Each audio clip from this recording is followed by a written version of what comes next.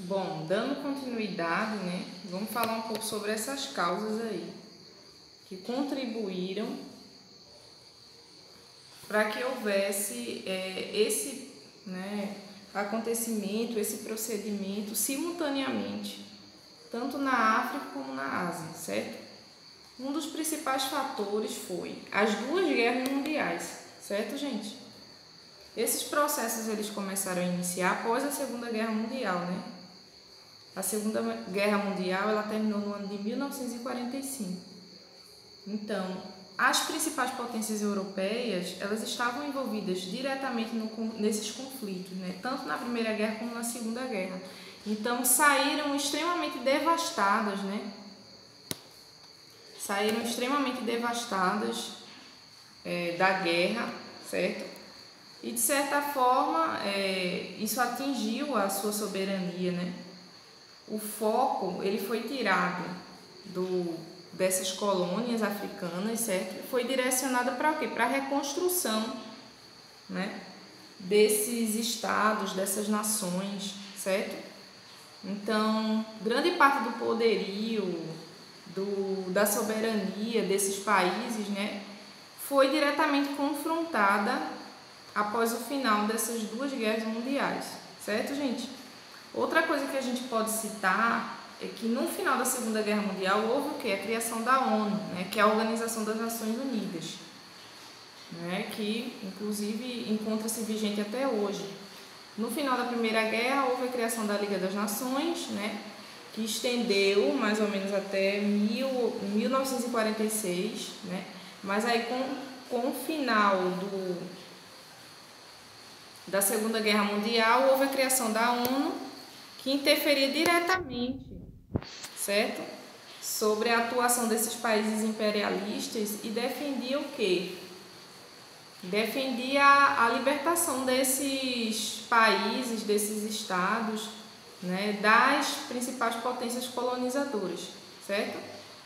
Outra coisa que a gente pode citar é porque durante esse período pós-final da Segunda Guerra Mundial, iniciou o período o quê? Da Guerra Fria, né? Que era aquele conflito ideológico entre os Estados Unidos e a União Soviética. Então, tanto os Estados Unidos como a União Soviética, eles queriam que houvesse, né, a libertação. Eles não tinham colônias, né, diretamente na África, e eles queriam que houvesse esse desvinculamento, né, dessas metrópoles, para que eles pudessem conquistar novos territórios, ideologicamente falando, certo?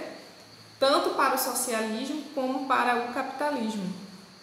Eles queriam estados livres para que eles pudessem empregar as suas próprias ideologias, certo? Então, eles também contribuíram nesse sentido, tá bom, gente? A questão do pan-arabismo, né? E do pan-africanismo. Isso aí contribuiu bastante, porque acendeu aquele sentimento de nacionalismo, né? Quando determinados grupos eles passam a não olhar para as suas diferenças e sim para as suas semelhanças. Então isso instituiu, né, nesses povos, né, a tentativa, né, o sentimento de nação, de semelhança, né, e isso motivou ainda mais a luta, né, por esses direitos e pela sua própria autonomia. Tá certo, gente? Então, após, né, todos essas causas aí, esses motivos principais, né, os países eles foram aos poucos conquistando a sua independência, certo? Através de guerras civis internas, né? Daí surgiam os conflitos e aos poucos os países africanos e asiáticos eles foram conquistando a sua autonomia, certo? Então, outro evento bastante importante foi a Conferência de Bandung, em 1955, certo? Essa conferência ela instituiu uma união, uma corrente, né, uma força entre os países africanos e asiáticos, né, porque eles se reconheceram, né, e viram que haviam passado pelo mesmo tipo de situações relacionadas ao neocolonialismo, né, a exploração dos seus recursos, né, o vinculamento à metrópole, certo?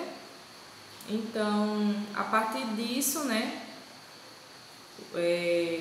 isso transcorreu durante o final do século XX, né, mais ou menos até a década de 70, 80, né? E a partir disso, então, vários países eles conseguiram conquistar a sua autonomia, certo, gente? Então, por hoje é só. Beijo enorme para vocês, obrigada pela atenção. Qualquer dúvida, estamos aqui, tá bom? Beijo, até a próxima.